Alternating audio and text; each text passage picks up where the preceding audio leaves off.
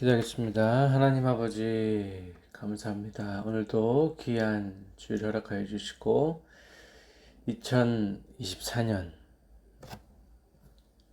마지막 주일 예배를 주님께 올려드립니다. 한 해 동안도 주님의 은혜로 지켜주시고 우리 주님 공동체 사랑하여 주셔서 여기까지 인도해 주심을 감사드립니다. 2025년에는 하나님께 더욱 합당한 자들로 날마다 성령의 인도하심 받으며 거듭나며 살아가는 아버지의 대속의 은혜, 성령의 은혜 기억하며 살아가는 우리 모든 주님 공동체 될 수 있도록 도와주시옵소서. 감사드리며 살아계신 예수 그리스도의 이름으로 기도합니다. 아멘.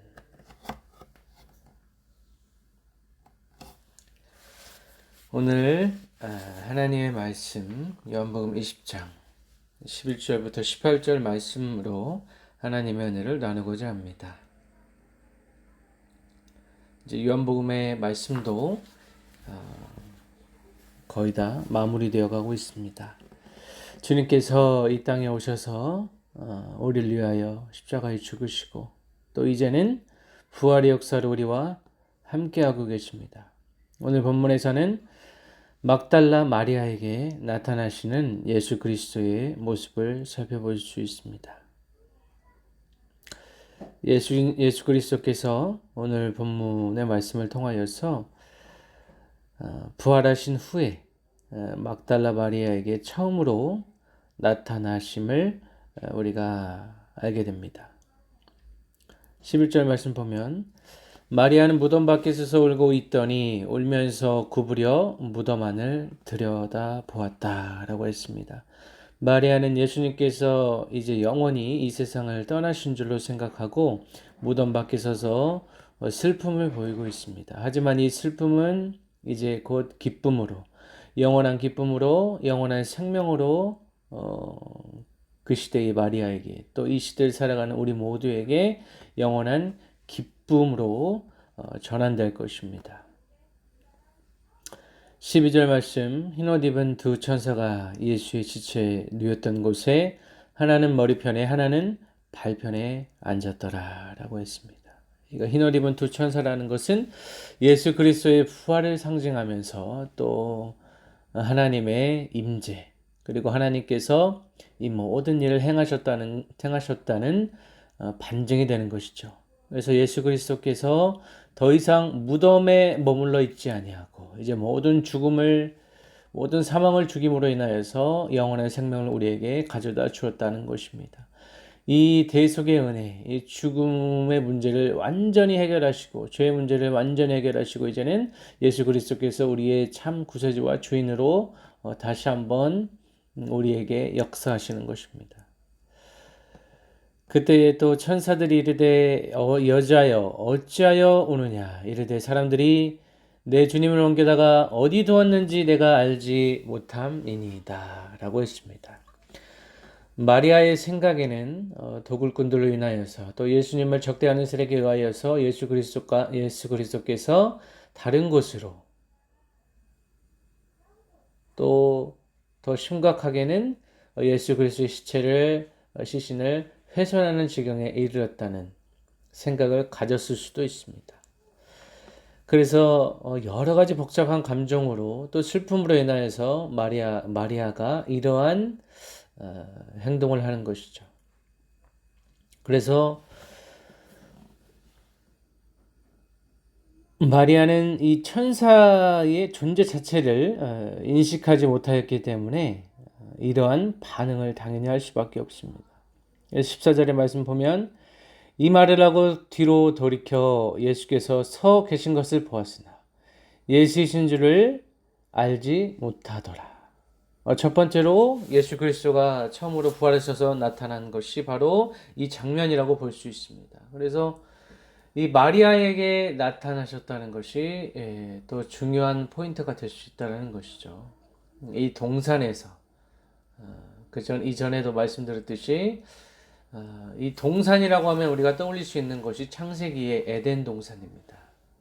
그 에덴 동산 하나님과 함께 영원히 살 것만 같았던 그 에덴 동산을 떠올리게 되는데 인간의 죄로 인하여서 사단의 그 교묘한 그 실수로 인하여서 인간은 죄를 짓게 되고 또 인간은 하나님과 멀어지게 되는 그 과정 속에서 이제는 다시 이 동산에서 진정한 동산의 주인 되시는 예수 그리스도가 모든 피조물을 이제 주님께서 원래 창조하셨던 그 목적으로 회복시키시는 그 모습과 오버랩이 되고 있습니다.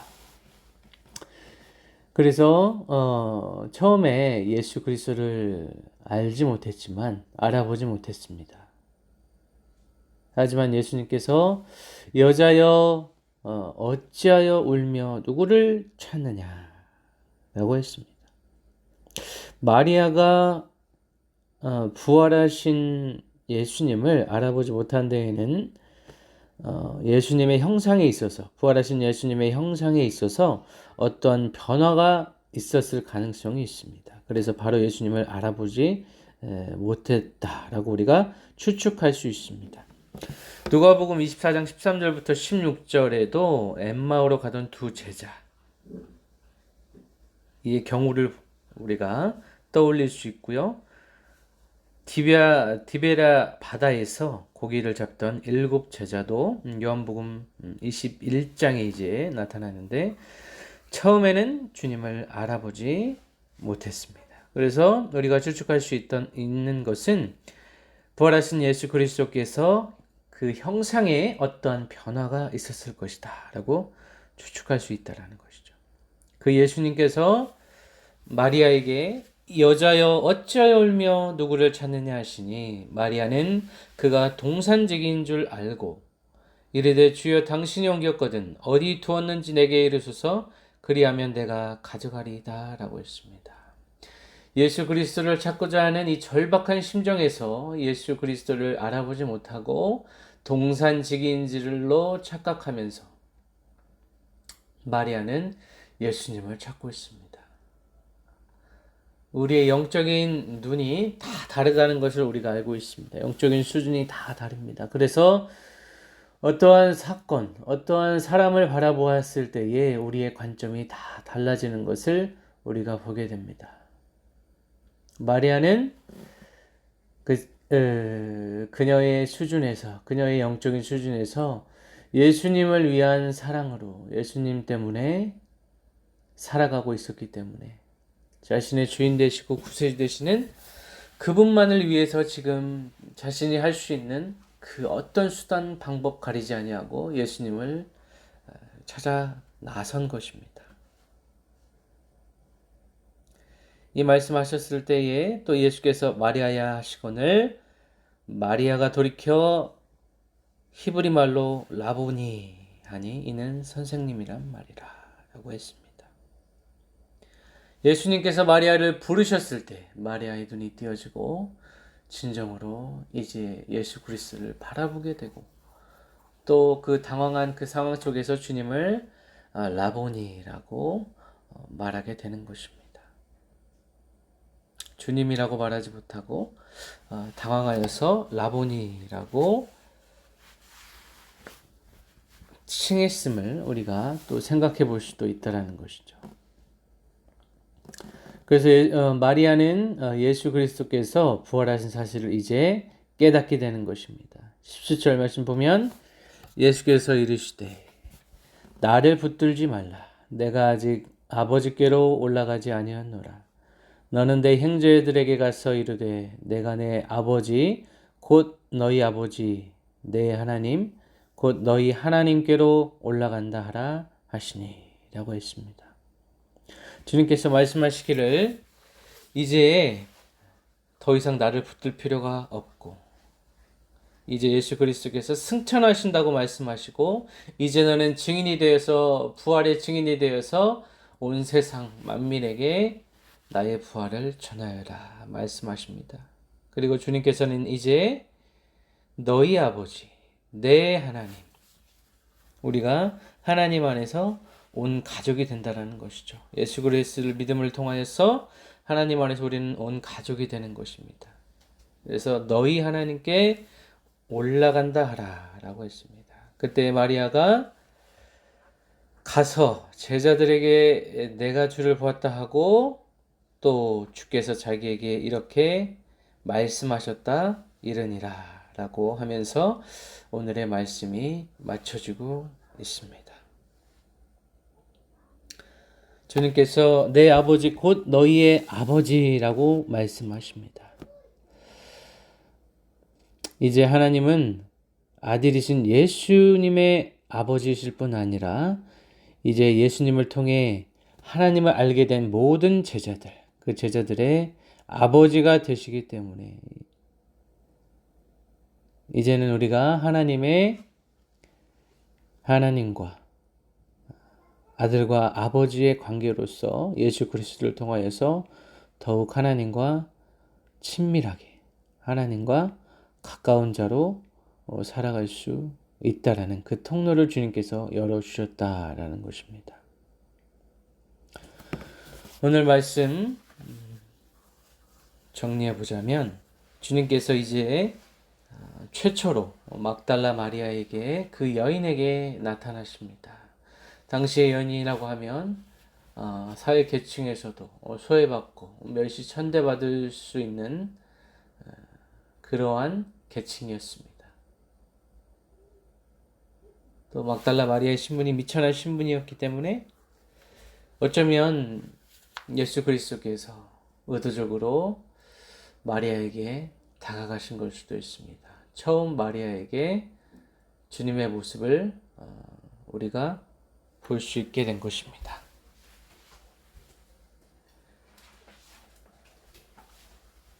예수님의 그 사랑으로 인하여서 우리는 이제 하나님과 아버지와 자녀의 관계로 거듭나게 된 것입니다. 또 오늘 말씀에서 슬픔과 은혜가 동시에 펼쳐지고 있음을 우리가 보게 됩니다. 마리아는 계속해서 울면서 예수님을 찾았습니다. 하지만 이 마리아에게 빈 무덤은 슬픔의 원인이었지만 이 오늘 말씀을 대하는 우리는 이 빈 무덤이 슬픔이 아니고 그와는 정반대라는 것을 알고 있습니다. 이 빈 무덤이라는 것은 죄와 사망의 권세에 대해서 하나님의 완전한 승리를 보여주는 상징적인 것이 바로 이 빈 무덤이라는 것입니다. 더 이상 예수님께서 그 무덤에 계시지 않고 무덤에 예수님께서 계속 계셨다면, 그 시체가 썩어 없어질 때까지 계셨다면 우리는 지금 예수님을 믿지 못했을 것입니다. 예수님이 부활하지 못하셨다면 예수님은 위대한 성인의 한 사람 정도로 역사에 남았을 것입니다. 그래서 요한복음은 예수님께서 어떻게 이 슬픔을 은혜로 바꾸시는지를 서술하고 있고, 또 그것이 특별히 예수님의 죽음과 부활로 확증되고 선포되고 있다는 것을 우리가 알게 됩니다. 그리고 주님께서 이제 승천하신다고 말씀하시죠. 이레니우스라는 사람은 승천에 대해서 표현하기를 하나님의 형상으로 인간을 만드시는 신적 행동의 완성을 표시한다고 말했습니다. 다시 한번, 이 승천이 하나님의 형상으로 인간을 만드시는 신적 행동의 완성을 표시한다 라고 했습니다. 예수님은 성육신하시고 또 침례받으시고 죽으시고 부활하시고 또 승천을 통하여서 소위 이 U자형, 알파벳 U자와 같은 이런 U자형 역사를 통해서 우리 타락한 인간에게 오셨습니다. 그리고 다시 하나님께로 가셨습니다. 그래서 타락한 인간의 경험 전체를 반복하시고 또 결국에는 성령이라는 이 선물로 모든 것을, 만물을, 피조물을 회복하셨음을 알게 됩니다. 승천이 우리에게 주는 세 가지 유익이라고 한다면, 첫 번째, 부활하신 주님이 또한 하늘에서 하나님 아버지 앞에서 우리의 중보자가 되신다라는 것입니다.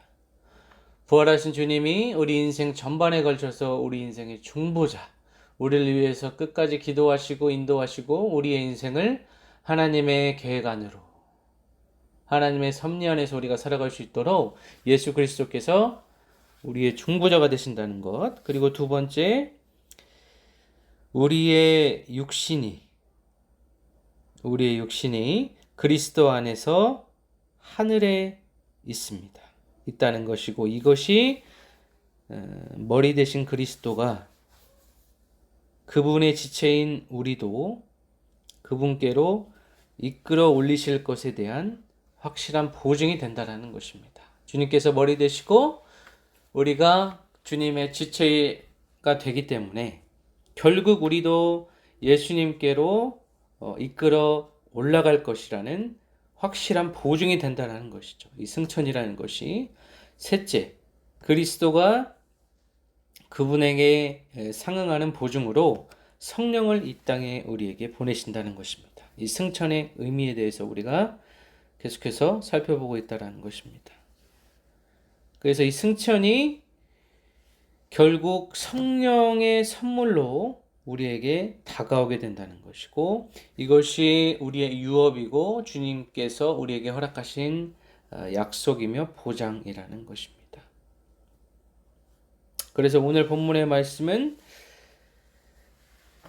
그리스도의 역사가 이제 곧 결말에 이를 것을 선언하고 성령께서 이 땅에 오시는 것을 준비하게 한다는 것이죠. 그래서 성령의 유익, 이 성령께서 우리에게 오신다는 것을 이 승천을 통하여서 우리가 알 수 있다라는 것입니다. 그래서 승천을 통하여서 또 우리가 하나님의 진정한 자녀가 되고, 또 예수 그리스도의 아버지가 우리의 아버지가 된다라는 것입니다. 그래서 성령을 통하여서 한 영을 통하여서 한 가족이 된다라는 것이죠. 우리 모두가 성령을 통하여서 예수 그리스도의 그 믿음을 통하여서 우리가 하나가 된다라는 것입니다.